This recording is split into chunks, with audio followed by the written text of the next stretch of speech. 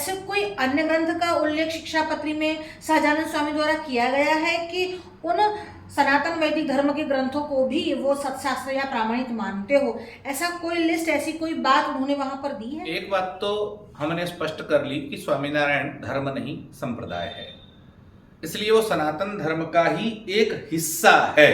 अब दूसरी बात, उसमें उन्होंने श्री भाष्य को माना, अर्थात रामानुजाचार्य के अनुयायी है, अर्थात पार्ट ऑफ सनातन धर्म, वो भी क्लियर हो गया।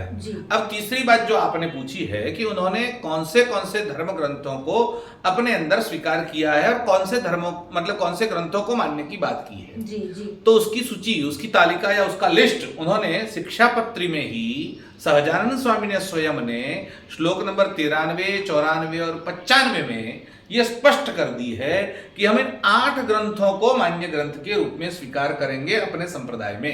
अच्छा। वो 8 ग्रंथ कौन से, उसकी तालिका भी इसमें स्पष्ट रूप से है। वेदाश्च व्यास सूत्राणि श्रीमद् भागवताभिधम पुराणम भारते तो विष्णुर्नाम सहस्रकम तथा श्री भगवद गीता नीतिश्च विदुरोदिता श्री वासुदेव माहात्म्यम स्कंदा वैष्णव खंडनम धर्मशास्त्रांतर्गता च याज्ञवल्क्य ऋषि स्मृति एतान्य अष्टममिष्टानि सत्शास्त्राणि भवन्ति ही।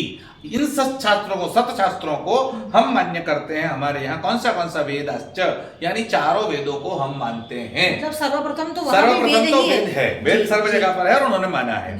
व्यास सूत्राणि अर्थात ब्रह्म सूत्र को मानते हैं। अब श्री भाष्य की बात तो उसमें आई गई। श्रीमद् भागवताभिधम भागवत जी को मानते हैं।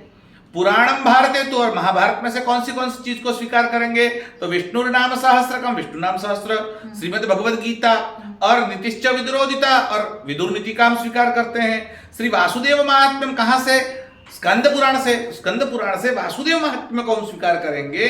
और स्मृतियों में, धर्मशास्त्रों में जैसे मनु आदि हमारी 20 स्मृतियां हैं, उसमें से हम याज्ञवल्क्य स्मृति को मानते हैं। इन 8 को हम अपने संप्रदाय में स्वीकार करते हैं। ये सत्शास्त्र स्वामीनारायण संप्रदाय के माने जाएंगे। अर्थात सनातन धर्म के एक अंश को उन्होंने उठाया, लेकिन सनातन धर्म के जो मूल हैं उन वेदों को तो उन्होंने माना ही है और बाकी सब में से थोड़ा थोड़ा हिस्सा लिया है। मतलब वेदों के बाद इतिहास पुराणों को भी माना है। हाँ, तो इतिहास को, पुराण को, स्मृति को और वेद को, चारों को सम्मिलित किया है। श्रुति, स्मृति, इतिहास और पुराण, चारों को उन्होंने अपने आप में समाहित किया है। वो स्पष्ट करता है कि वो सनातन धर्म का ही एक भाग या उसमें से ही लिया हुआ वस्तु साहित्य है। जी।